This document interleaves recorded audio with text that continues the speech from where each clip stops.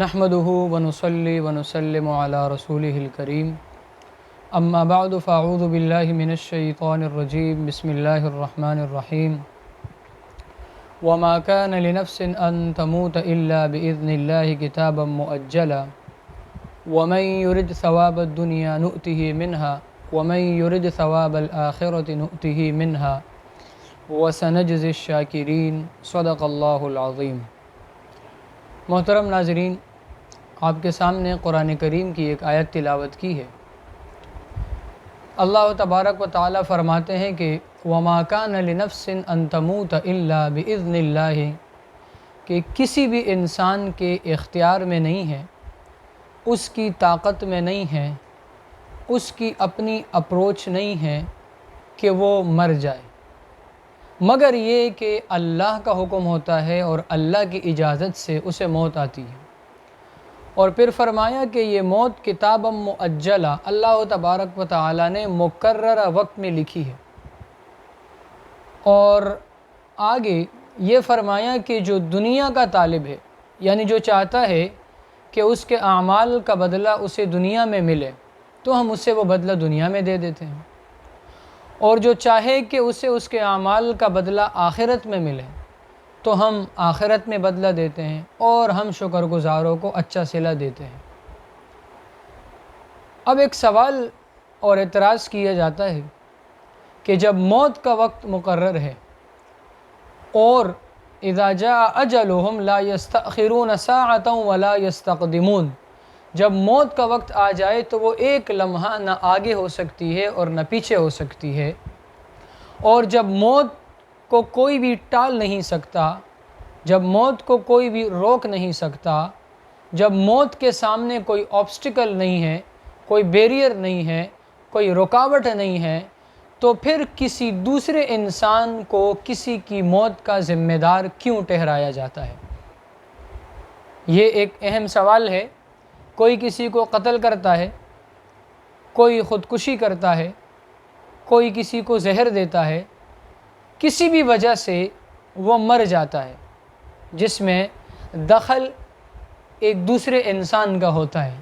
تو جب اس کی موت کا وقت مقرر ہے تو اس انسان کو ذمہ دار اور رسپانسبل کیوں ٹھہرایا جاتا ہے؟ تو سب سے پہلے یہ بات جان لیجئے کہ یہ دنیا دار الاسباب ہے، یہ اسباب کا گھر ہے۔ یہاں پر آ کر اسباب کو اپناتے ہوئے اللہ پر توکل کرنا ہے۔ میں آپ کو سب سے پہلے جواب دینے سے پہلے ایک مثال دوں، اور وہ مثال ایسی ہے کہ جو بہت ہی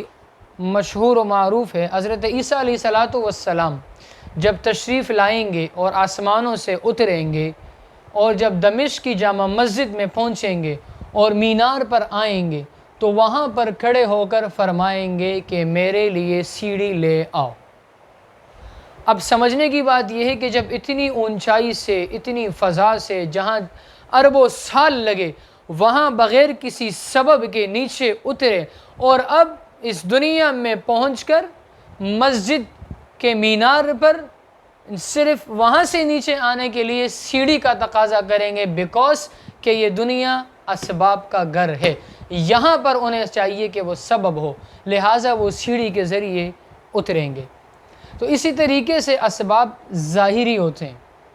کچھ پوشیدہ ہوتے ہیں۔ تو موت کا وقت تو مقرر ہے، نو ڈاؤٹ، لیکن اگر کسی کی موت میں کسی بھی انسان کا ظاہری عمل دخل ہو تو اس کو ذمہ دار ٹھہرایا جائے گا، اور اس کے لیے اللہ تبارک و تعالی نے فرمایا کہ وَلَا تَقْتُلُوا النَّفْسَ الَّتِي حَرَّمَ اللَّهُ إِلَّا بِالْحَقِّ، تم کسی انسان کو قتل نہ کرو مگر اس طریقے سے کہ جو حق ہو، یعنی ناحق قتل پر دوسرے کو قتل کیا جائے گا، قرآن کا حکم۔ اور اسے فرمایا کہ وَلَكُمْ فِي الْقِصَاصِ حَيَاتٌ، تمہارے لیے اس میں زندگی ہے، اس میں لائف ہے۔ اب اللہ تبارک و تعالی نے قرآن کریم کے اندر جو نص قطعی ہے اس میں فرمایا کہ ناحق قتل کرنے والے کو قتل کیا جائے گا۔ اب ہم یہ کہیں کہ جو مقتول ہے اس کا تو وقت مقرر تھا، اب قاتل سے کیوں پوچھا جا رہا ہے؟ تو اس کی بیسیکلی وجہ یہ ہے کہ جو ظاہری سبب ہے اس میں اس انسان کی کوتاہی ہے، اس میں اس کی تعدی ہے، اس وجہ سے اسے ٹھہرایا جائے گا۔ لہٰذا آج کل اگر ہمارا کوئی پیشنٹ مریض بیمار ہاسپٹل میں ہے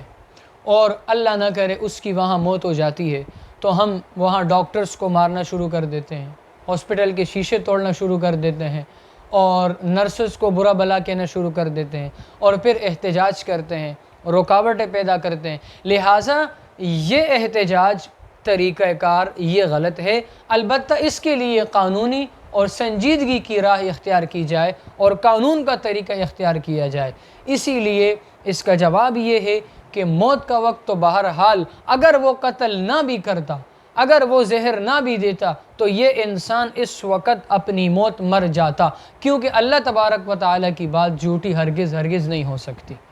امید ہے آپ کو یہ جواب سمجھ آ گیا ہوگا۔ انشاءاللہ یہ سلسلہ شروع کیا گیا ہے، ملتے ہیں آپ سے اگلی ویڈیو میں، جب تک کے لیے دیجیے اجازت، اللہ نگہبان۔